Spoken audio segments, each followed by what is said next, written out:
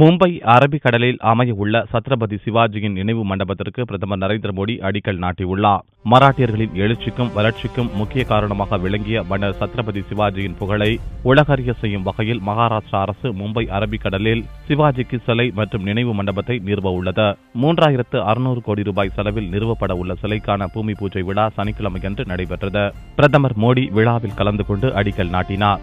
மகாராஷ்டிர முதல்வர் தேவேந்திர பட்னவிஸ், சிவசேனா கட்சித் தலைவர் உத்தவ் தாக்கரே, எம்பிக்கள் மற்றும் பலர் கலந்து கொண்டனர். 309 அடி உயரத்தில் அமைய உள்ள இந்த சிலை அமெரிக்காவின் சுதந்திர தேவி சிலையை விட உயரமானது என்றும் மிகப்பெரிய சுற்றுலா தலமாக விளங்கும் என்றும் தெரிவிக்கப்பட்டுள்ளது.